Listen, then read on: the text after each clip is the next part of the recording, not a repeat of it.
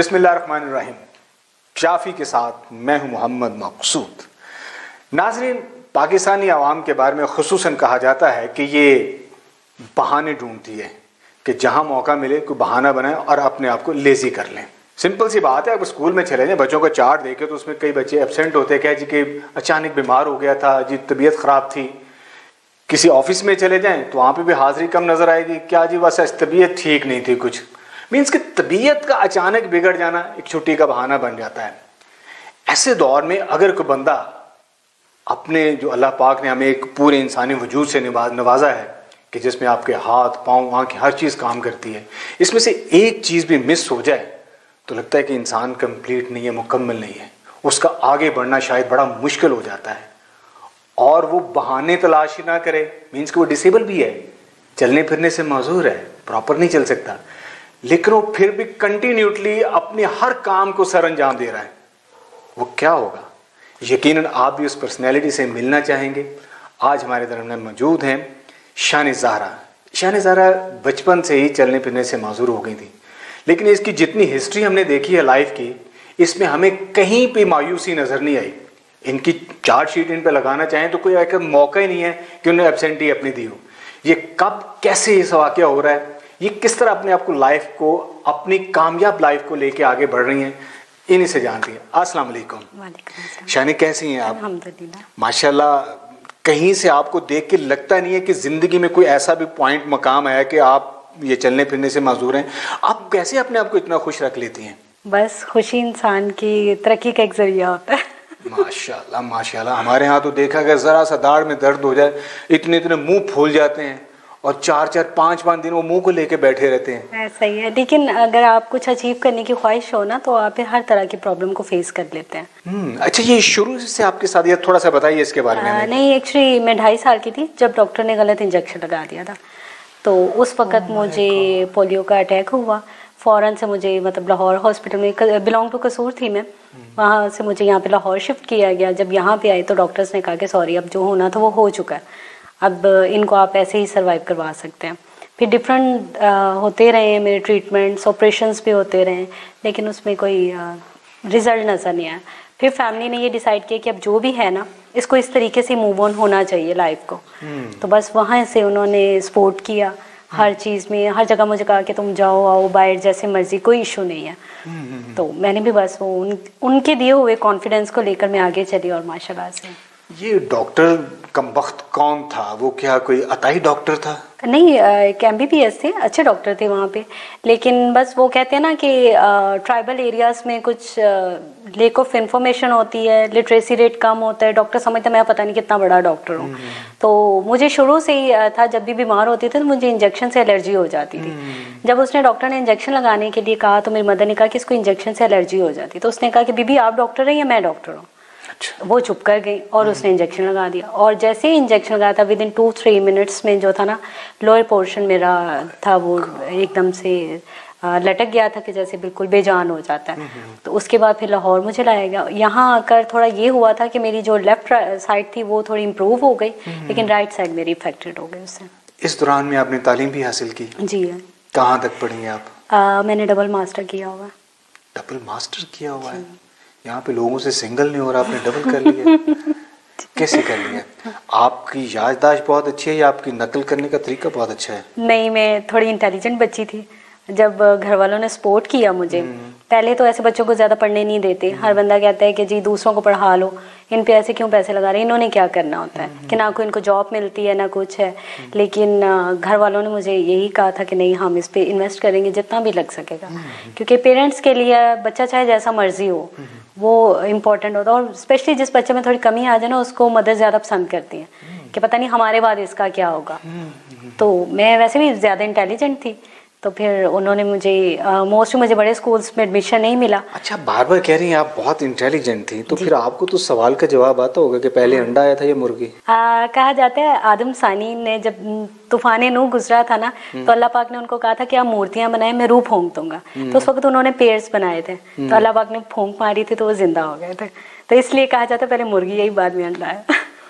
अच्छा, आपने बचाव का बड़ा बहुत अच्छा रास्ता निकाला, बीच में हजरत आदम को डाल दिया। नहीं, बकायदा है। अच्छा जी, ये तारीख जिसकी गवाही, ये इंटेलिजेंसी ही आपको बैंक ले गई? प्लान नहीं था, प्लान मेरा कुछ और था। जुडिशरी का प्लान था मेरा, CSS का था कि डिसेबिलिटी का कोटा उसमें आपको मिल जाता है, कुछ आपको फीमेल्स की तरह, मतलब मुझे 2 कोटा मिल सकते थे। तो मैंने CSS की अटेम्प्ट की, मेरा एग्ज़ाम हो गया हुआ था, लेकिन जिस दिन मेरा वाइवा था मेरे फादर की डेथ हो गई, तो मेरा वाइवा रह गया। उसके बाद आपको पता है जब एकदम से कुछ इस तरह के प्रॉब्लम्स क्रिएट होती हैं तो फैमिली फाइनेंशियल तौर पे वीक हो जाती है। तो उस वक्त मेरे एक अंकल थे, उन्होंने मुझे कहा कि आप क्या कर रही हो आजकल, BCom किया था मैंने जस्ट उस वक्त। तो उन्होंने फिर मेरे डॉक्यूमेंट्स वगैरह बैंक में दिए, यहाँ मुझे बुलाया गया, इंटरव्यू लिया गया मुझसे। तो उन्होंने मुझसे पहला क्वेश्चन किया कि आपको जो सीट दे रहे हैं आप उस पर मैनेज कर लेंगे, आपको पता ही ये क्या होती है? तो मैंने उनसे कहा कि मुझे पता तो नहीं है, लेकिन हाँ मैं चीज़ों को जल्दी पिक कर लेती हूँ, तो इंशाल्लाह मैं आपको शर्मिंदा नहीं होने दूँ। तो इस बेस पे फिर मेरी यहाँ पे सिलेक्शन हो गई और आज अभी तक मैं यहीं पे। बैंक में चले गए आप? जी, बैंक में। तो क्या दिल में ख्वाहिश थी कि नोटों से खेलना है आपने? नहीं, ख्वाहिश तो बिल्कुल नहीं थी। अच्छा। लेकिन खेलना पड़ गया। कैसी है जॉब बैंक की आपकी? मेरे हिसाब से बहुत हेक्टिक जॉब है। हेक्टिक जॉब के साथ आप कितने साल से लगी हुई हैं? मुझे 11 साल हो गए। 11 साल हेक्टिक भी है और 11 साल से जुड़ी हुई भी हैं, तो चेंज क्यों नहीं ले जाती? चेंज कुछ चीज़ें होती, जैसे आपने एक चीज़ को अपना प्रोफेशन बनाया ना, अगर मैं इस पॉइंट पे आके स्विच करती हूँ तो मुझे प्रॉफिट नहीं है। तो इसलिए पहले मुझे यहाँ से कोई अच्छा स्केल मिले, नेक्स्ट स्विचिंग करूँगी तो मुझे प्रॉफिट होगा। इसलिए क्योंकि अगर मैं इतने साल एक सर्विस देकर भी दूसरी जगह पे जाऊँ और फ़ायदा ना हो तो फिर फ़ायदा नहीं है। यहाँ पे माशाल्लाह से इतने ईयर्स हो गए ना, यहाँ पे मेरी जान पहचान है, लोग रिस्पेक्ट करते हैं, रिगार्ड करते हैं, तो इस लिहाज से फिर अभी तक यहीं पे हूँ। माशाल्लाह। कितने बहन भाई हैं आप? हम 5 बहनें और 1 भाई है। 5 बहनें। आपकी किस बहन से सबसे ज़्यादा बनती है? मेरी सबसे छोटी वाली से। सबसे छोटी है? हाँ। तो बाकी क्या आपकी चीज़ें छीन लेती हैं? नहीं, वो जो मुझसे बड़ी है उसकी मेरे साथ बहुत ज़्यादा बनती है। अच्छा। लेकिन वो जो छोटा होता है ना, उसकी किसी बात का इनकार नहीं किया जाता। आपको वैसे ना सियासतदान होना चाहिए, बड़ी खूबसूरती से आपने सबको मैनेज कर लिया है। That's good. फैमिली में नंबर कौन सा है आपका? 4th नंबर है। बहन भाई सपोर्ट करते हैं आपको? अल्हम्दुलिल्लाह। लड़ाई भी करती रही है बचपन में आप? नहीं, एक्चुअली मुझे ना खुद ब खुद ही सारी चीज़ें मिल जाती होती थी। इवन कोई खेल भी रहा होता था ना तो उसमें डिसाइड होता था पहले ज़ारा को दे दो ना, तो ये होता था। क्या बात है। ये सिर्फ आप बैंकर ही हैं या आपको घर में कुकिंग शुकिंग जो घरेलू खवातीन की होती है रिस्पांसिबिलिटी? नहीं, ऑलमोस्ट मैं हर टाइप की चीज़ कर लेती हूँ। कुकिंग भी कर लेती हूँ, वॉशिंग भी कर लेती हूँ, क्लीनिंग भी कर लेती हूँ। मोस्टली घर में मुझे नहीं करवाया जाता, लेकिन ज़रूरत पड़े तो मैं सब कुछ कर लेती हूँ। जैसे अगर कोई इमरजेंसी है, हॉस्पिटल वगैरह में गए हुए हैं तो मैं खाना रेडी कर लेती हूँ, या अगर इन केस सफाई वाली नहीं आई है तो हम 2 सिस्टर्स या जो भी हो मिलकर आपस में काम कर लेते हैं। क्या बनाती हैं शौक से? शौक से वैसे तो खवातीन के बारे में उल्लू बहुत अच्छा बनाती हैं। वो तो खातून और बातें ना बनाएं, वो तो सुना है गूंगी खातूनों में बातें जरूर करती हैं। ऐसे ही आई थिंक मैं चिकन अच्छा बना लेती हूँ। चिकन बहुत अच्छा आप बना लेती हैं। अगर आपको मौका मिले और आप प्रेसिडेंट बन जाएं, क्या पहला ऑर्डिनेंस जारी करेंगी? सबसे पहले मैं ये करूँगी कि जितने लोग लेट आ रहे हैं ना, स्पेशली हॉस्पिटल्स में, इनको सबसे पहले देखा जाए, गवर्नमेंट ऑफिसर्स को। जो मरीज लेट आ रहे हैं उनका? नहीं, जो स्टाफ लेट आ रहा है ना उनके लिए, क्योंकि मोस्टली आप कहीं पे भी जाते हैं ना, अभी डॉक्टर साहब नहीं है, अभी ये नहीं है, अभी वो नहीं है, तो इससे सबसे पहले उनको देखना चाहिए। अच्छा ज़रा मुझे याद पड़ता है कि एक शायद वो बड़ा दवाखाना के हकीम साहब थे, मुझे उनका जुमला आज भी याद है। वो कहने लगे कि अगर आप ग्राउंड्स को आबाद कर लेना तो शायद आपको हॉस्पिटल्स की ज़रूरत ही ना रहे। नहीं, देखिए हर जगह पे ना एक ज़रूरत होती है। अब रिसेंट जो दौर है उसमें आपको न्यू टेक्नोलॉजी की, न्यू एटमॉस्फेयर की, न्यू डॉक्टर्स की ज़रूरत है, लेकिन हमारे यहाँ पे जो ज़्यादा बड़ी सीट पे चला जाता है वो उतना ज़्यादा प्राउड ही हो जाता है। वो आम पर्सन को कुछ भी नहीं समझ रहा होता। वो उसका प्रॉब्लम में ये क्या है उसने उसको नहीं देखना, उसने अपना देखना है कि मुझे किस चीज़ में फ़ायदा हो रहा है। वो अपने घर को देख रहा होता है। हमारी फीमेल्स नो डाउट, मैं खुद एज अ वर्किंग वूमेन हूँ, लेकिन क्या होगा घर में, पहले मैं ये भी कर लूँ, वो भी कर लूँ, वो भी कर लूँ, मैं फिर जाऊँगी, वो उसमें आधा घंटा ऐसे ही डिले हो जाएगा। सही। तो अगर वो लोग अपना टाइमली देखें तो बहुत सारे लोग ऐसे हैं जिनको बाय दूसरे डॉक्टर्स आम जगहों पे जाके अपने पे रिस्क नहीं लेना पड़ेगा। डेफिनेटली एक घरेलू वुमेन और एक वर्किंग वुमेन में ये डिफरेंस तो आ जाता है, पंचुअलिटी हो जाती है आप लोगों की। अच्छा ज़रा कि बैंक की जॉब में आपके डिफरेंट ऑफ काइंड पीपल से वास्ता पड़ता होगा जी। तो क्या फील करती हैं? कभी कोई आ गया, कोई बड़ा कोई रूखा सा आ गया, कोई 100 रुपये के झगड़े के लिए चीख रहा है, कोई करोड़ रुपया भूल के चला गया, तो क्या फीलिंग्स होती हैं आपकी? बैंक के बारे में ना यही कहा जाता है कस्टमर इज ऑलवेज राइट, इसलिए कई कस्टमर इज ऑलवेज राइट, इसलिए वो जो चीज़ आपको नहीं भी पसंद आ रही है आपने बेयर करनी होती है। तो वो आई थिंक वो जो एटमोसफेयर होता है ना वो आपको इतने सालों में बर्दाश्त करना सिखा देता है। उसमें अच्छे लोग भी मिल जाते हैं तो आपको सारे दिन लगता नहीं यार आज किसी अच्छे इंसान से मिले, खुशी होती है, एक स्माइलिंग फेस होता है। लेकिन जब कोई बुरा मिल जाए तो इंसान अंदर ये सोचा मैं इसको क्या करूँ, ये मुझे बाहर मिले ना मैं फिर इसको बता। क्या फीलिंग्स होती हैं? आपके सामने नोटों का ढेर लगा हुआ है, 5-5 हज़ार के नोट पड़े हुए हैं और जब शाम को वापस आना सारे इकट्ठे करके जमा करा के खाली हाथ आ जाना, तो क्या सोच होती है उस वक्त? जब ये अपॉइंटमेंट होती है ना तो पहले यही सिखाया जाता है कि ये ना आपके लिए सिर्फ एक पेपर है, आपने इसको नहीं समझना कि ये आपके पर्सनल है। जब आप ये चीज़ नहीं ना सोचते और आप उसको ड्यूटी में लेते हो तो आपको बहुत बुरे लग रहे होते हैं, हाँ ये जल्दी सिमटे फिर हम घर जाएं। अच्छा आपके समझते कि हम इतना सादा हैं कि किसी ने आपको ये कहा और आपने मान भी लिया? नहीं, आप जब वहाँ पे काम कर रहे होते हैं ना तो वो आपके लिए एक बोझ बन जाता है, क्योंकि आपको पता है कि आपने इसको वाइंड अप करना है, कंप्लीट करना है, तो आप फिर जा सकते हैं, वरना नहीं जा सकते। तो वो आपको एक बिखेरा लगेगा। जब आप उसको वाइंड अप करके घर जाएंगे ना तो आपको यार शुक्र है आज सब कुछ अच्छे से हो गया ना, तो ये शुक्र। और जहाँ तक रही बात ग्रीड की, ग्रीड हमेशा उस चीज़ में आता है जहाँ आपको लगेगा ना ये पैकेट मेरा हो सकता है, वहाँ आप उसको थोड़ा साइड पे करके रखना शुरू कर देंगे। तो जब आपको पता है कि हो ही नहीं सकता, शाम को मैंने ही पूरा करके जाना है, तो आप उसमें कैसे करेंगे? कभी दिल में ख्याल नहीं है कुछ ऐसी कि प्लानिंग करें कि सारा कुछ समेट के तो घर ले जाएं? नहीं, ऐसा कभी नहीं है। क्यों? कभी जिंदगी में कोई ऐसी ख्वाहिश ही नहीं कि यार इतना पैसा होगा तो चलो एक बंगला और सही? लेकिन वो आप देखिए ना इतने कैमराज हैं, इतना सिस्टम है, मतलब कि कैमरा से हटा रहे तो फिर ये मुमकिन है? मुमकिन नहीं, लेकिन फिर भी मेरे एक्चुअली ना बहुत फैमिली मेंबर्स बहुत ज़्यादा बैंक में रहते हैं, तो वो एक मिसाल देते होते थे कि ये जो बैंक का पैसा है ना ये कभी भी रहता नहीं है। वो ये कहते होते थे। ग्रेट। आप चाहे जैसा मर्जी प्लान करके कर लें, कुछ भी कर लें, एट द एंड वो रॉबरी है या वो जो भी चीज़ है वो पकड़ी जाए। देखिए गलत चीज़ तो गलत है ना जी, वो कहाँ रहनी है। Exactly. अच्छा ज़रा है कि यहाँ से 2.5 साल की बच्ची वो चलने से माजूर हो गई और आज माशाल्लाह कमिंग बैंक मैनेजर होने के करीब हैं आप। ये कठिन सफ़र भी है, इस दौरान में जो चीज़ आपको जिसने बहुत तलख कर दिया हो?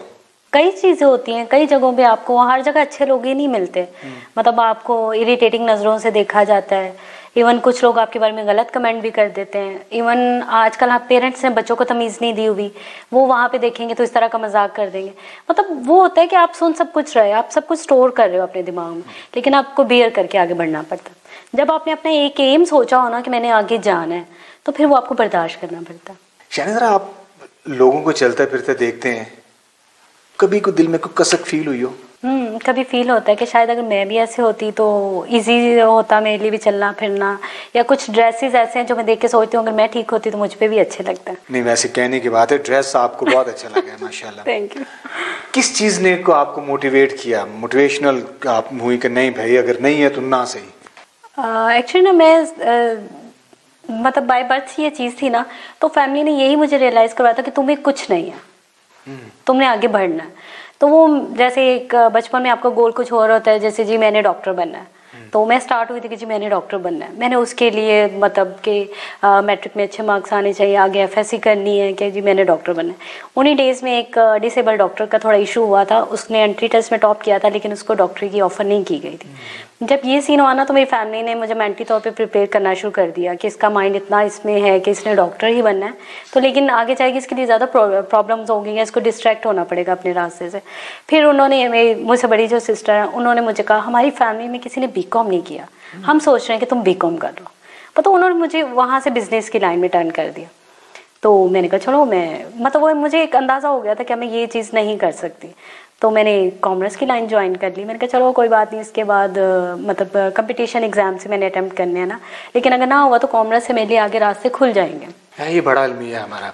बच्चा कुछ सोच रहा होता है, वालिदैन कुछ सोच रहे बिल्कुल होते हैं। ऐसे ही है। और बाहर के रिश्तेदार उसके बारे में कुछ और सोच रहे होते हैं, प्लान कुछ और हो रहा है। बच्चा बेचारा बस खिचड़ी से बन के रह जाता है कि मैंने बनना क्या है। ऐसे ही है। तो आपके साथ भी कुछ ऐसा ही हुआ। वो एकदम जब वो हुआ ना, तो उसके बाद मतलब एकदम मैं एफएससी छोड़ के तो मैं बिजनेस में चली गई। बिजनेस में आपको पता वो बिल्कुल ही टोटल डिफरेंट चीजें हो जाती हैं। स्टार्ट में मुझे बिल्कुल समझ नहीं आई, तो मैंने कहा लो जी मैंने तो फेल ही होना है। मतलब एक जो कहते हैं ना, एक बच्चा इंटेलिजेंट बच्चा वो भी जाके डिस्टर्ब हो जाता है, क्योंकि जब एक टोटल लाइन चेंज हो जाए तो आपको नहीं पता चलता कि आपने किस लाइन में आप जा रहे हैं। लेकिन फिर मैंने उसमें कर लिया, उसको एफर्ट करके थोड़ा। जितना अचीव कर चुकी हैं, आर यू सेटिस्फाइड? सेटिस्फाइड मैं हूँ, लेकिन मैं अभी चाहती हूँ कि मतलब मैं इतने पीक पे जाऊँ कि एक दिन लोग मुझे खुद जाने। ऊपर जाना चाह रही हैं आप? हाँ जी, कि लोग मेरे नाम से जाने कि अगर ये मतलब अदर जो मेरे जैसे लोग हैं ना, उनके लिए भी एक एग्जांपल हो कि अगर ये जा सकते तो हम भी जा सकते। और उनकी फैमिली के लिए भी ये चीज़ लाजमी कि अगर मेरी फैमिली ने मुझे सपोर्ट किया तो वो लोग भी उनको सपोर्ट करें। वेरी गुड, बिल्कुल सही है। इंसान लाइफ बसर करे तो कुछ ऐसी बसर करके जाए कि वो ना भी रहे तो उसका नाम रहे। बिल्कुल। देखिए कहते हैं कि करने वाले कर जाते हैं, उनके आगे फिर कोई बहाना नाम की कोई चीज़ नहीं होती है, सिर्फ उन्होंने करना होता है और दे डू। सिंगिंग में भी कोई दिलचस्पी है आपकी? जी। ड्रामास देखती हैं? ड्रामास देखती हैं। फिल्म्स भी देखती हैं? फिल्म्स भी। फेवरेट हीरोइन कौन सी है आपकी? प्रियंका चोपड़ा। प्यार का? प्रियंका चोपड़ा। प्रियंका चोपड़ा, वो तो इंडियन है। हाँ। को पाकिस्तान में कोई पसंद नहीं आपको? पाकिस्तान में फिल्म्स नहीं मैं देखती, पाकिस्तान की ज़्यादातर। हाँ, अगर पाकिस्तान स्टार्स में पूछा जाए तो शान। अल्लाह की शान वो बेस्ट है, क्योंकि वो मेरे ख्याल से वो पाकिस्तान की शाहरुख खान। इंडिया से आपको प्रियंका पसंद है, पाकिस्तान से आपको शान पसंद है। इधर की हीरोइन पसंद नहीं, उधर का हीरो पसंद नहीं। हाँ माशाल्लाह, ये खूब कंट्रास्ट बनाया हुआ है आपने। और पाकिस्तानी ड्रामास भी पसंद नहीं? नहीं, ड्रामास में पाकिस्तानी। कौन सा ड्रामा फेवरेट है आपका? आजकल रिसेंटली परिजात चल रहा है, वो मुझे बहुत पसंद है। कोई लिखती भी हैं आप खुद से भी? नहीं है ऐसे। मैं शायरी का शौक हो? शायरी सुनना और पढ़ना अच्छा लगता है। को दिल करता है कि किसी पे शेर कहा जाए? हाँ, लेकिन वो मुझे कहना ही नहीं आता ना शेर। किसी को कहना नहीं आता या भी कहना नहीं चाहती? कहना नहीं आता।